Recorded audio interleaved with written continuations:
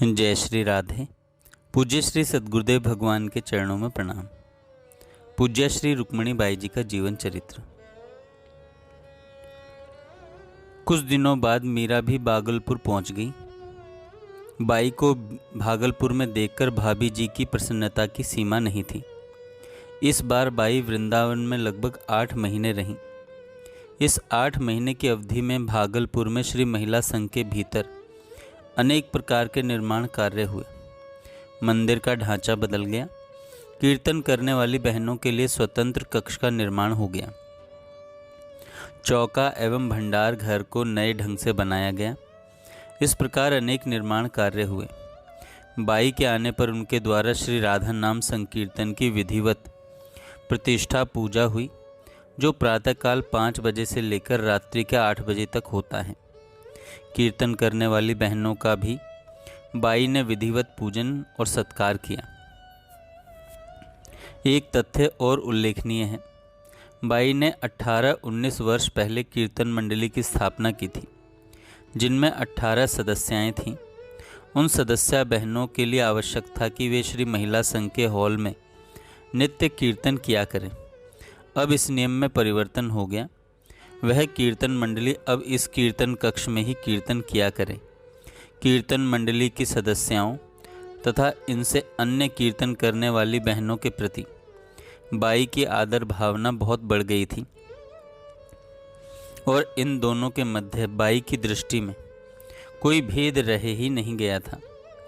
आदर बोध की भावना होने से सारे अंतराय और अंतर समाप्त हो गए थे तथा प्रत्येक कीर्तन करने वाली बहन के प्रति बाई नतमस्तक थी।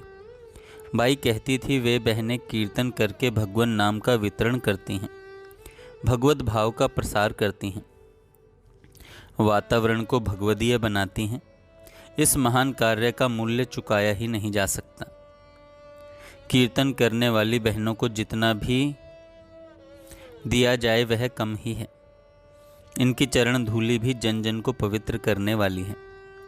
कीर्तन करने वाली बहनों के प्रति बाई की आत्मीयता इतनी अधिक बढ़ गई कि वे जनी जनी से मिलती, उनकी समस्याओं को सुनती और द्रवित होकर उन समस्याओं को दूर करने का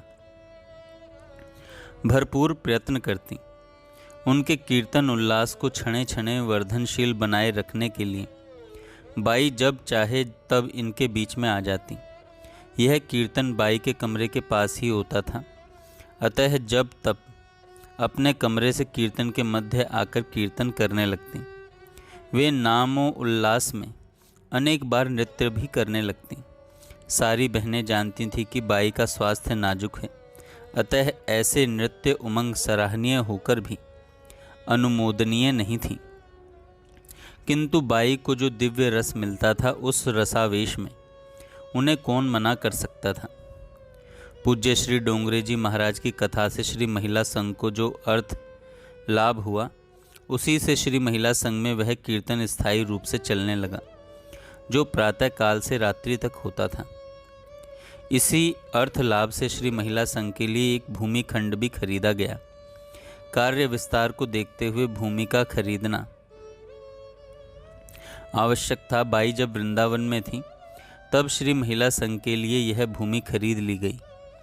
वृंदावन से आने के बाद खरीदी हुई भूमि पर बाई पहल जब आई, उस भूमि पर चरण रखते ही उन्होंने बड़े भाव भरे उद्गार व्यक्त करते हुए कहा, यह भूमि परम शुभ है, परम पवित्र है। इस भूमि पर कभी किसी महान संत का निवास रहा है। वे संत मुझे टहलते हुए दिखलाई दे रहे हैं। उनके श्री अंग पर श्वेत वस्त्र हैं। वृद्धावस्था के कारण उनके केश श्वेत हो गए हैं। यह नहीं कहा जा सकता कि वे यहाँ कब रहते थे। हो सकता है उनका यहाँ निवास 300-400 वर्ष पहले रहा हो, पर वे रहे हैं और उनकी साधना स्थली रहने से यह भूमि बड़ी पवित्र है।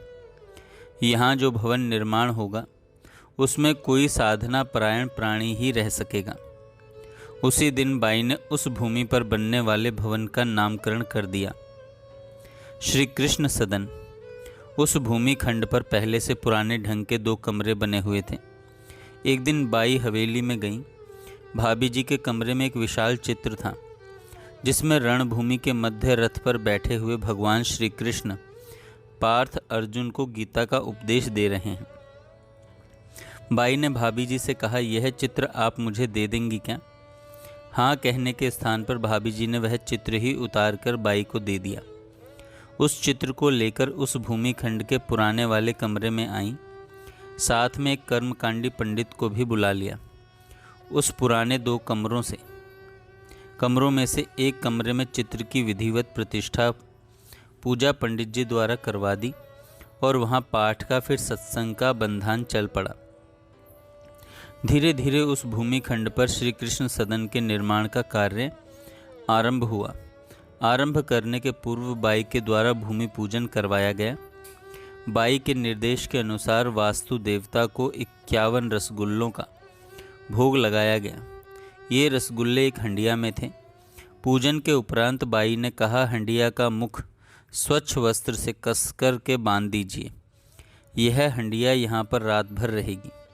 प्रातःकाल जब मजदूर काम करेंगे तब इन रसगुल्लों को बांट देना चाहिए। जैसा बाई ने कहा था वैसा ही किया गया। रात्रि भर वस्त्र से बंद वह हंडिया उसी स्थान पर पड़ी रही। सुबह मजदूरों में बांटने के लिए सुमित्रा बाई ने हंडिया का मुख खोला। क्या ही विस्मय की बात थी, हंडिया में रसगुल्ले थे ही नहीं। मुख का ज्यों का त्यों बंधा हुआ था। फिर वे रसगुल्ले कहाँ गए? सुमित्रा बाई भागी भागी बाई के पास गई और सारी बात बतलाकर पूछने लगी, यह क्या हुआ? बाई ने कहा, जिसको भोग लगाया था उसने स्वीकार कर लिया। सुमित्रा बाई ने मन ही मन मान लिया, यह तो बड़े ही शुभ का सूचक है और इस श्री कृष्ण सदन का निर्माण श्री महिला संघ के उत्कर्ष में सहयोग ही देगा। बाई वृंदावन से आकर श्री महिला संघ में रह रही थीं और उनके द्वारा कुछ मांगलिक कार्यों का शुभारंभ भी हुआ, परंतु उनका मन यहाँ नहीं लग रहा था।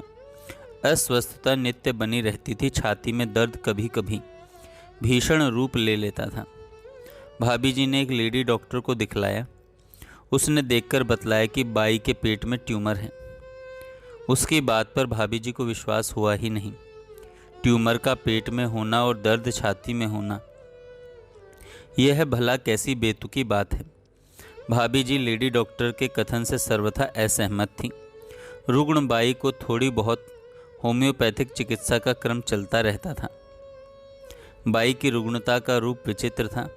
जिसे बाई के व्यक्तित्व की वास्तविक जानकारी नहीं होगी वह रुग्णता को नाटकीय अभिनय ही बतलाएगा। प्रातःकाल जब बाई अपने कमरे से निकलकर नीचे आती थी, श्री महिला संघ के विभिन्न कार्यों को उत्साह जुट जाया करती थी। स्वच्छता, सुंदरता, सुव्यवस्था, सेवा, पूजा, सुस्वादु भोग, सरस चर्चा, संकीर्तन, इस प्रकार के विचित्र कार्यों में सारे दिन लगी रहती। उनकी तत्परता, प्रफुल्लता, विनम्रता, प्रबंध कुशलता आदि आदि को देखकर कोई अनुमान भी नहीं कर सकता था कि बाई रुग्ण है। किंतु रात्रि में ज्यों ही भोजन के लिए थाली बाई के सामने रखी जाती, मानो रुग्णता साकार रूप धारण कर लेती। सामने थाली रखी है, फिर भी बाई कहती, भाभी जी छाती में बहुत दर्द हो रहा है, कौर लेना भी मेरे लिए कठिन है, बोलने में भी कष्ट हो रहा है, माथा एकदम भारी लग रहा है, देह गिरी जा रही है, मेरी पीड़ा का आप अनुमान कर ही नहीं सकती। कष्ट आक्रांत बाई के इन उद्गारों को सुनकर कोई भी बहन यह सोच सकती थी और कह सकती थी, यह बाई वही दिन वाली बाई है क्या? वह तत्परता, सरलता, प्रसन्नता अब कहाँ गई? बाई के व्यक्तित्व में ऐसे ऐसे विरोधाभास दिखलाई देते थे जो जगत के लोगों को भ्रमित कर देते थे। बाई का व्यक्तित्व जगत के लिए आलोच्य बन जाता था। यह आलोचना भाभी जी के लिए असहनीय होती और वे यहाँ तक सोच लेते कि बाई को श्री महिला संघ के नित्य के कार्यक्रमों से और विभिन्न दायित्वों से सिमटकर एकांत जीवन व्यतीत करना चाहिए।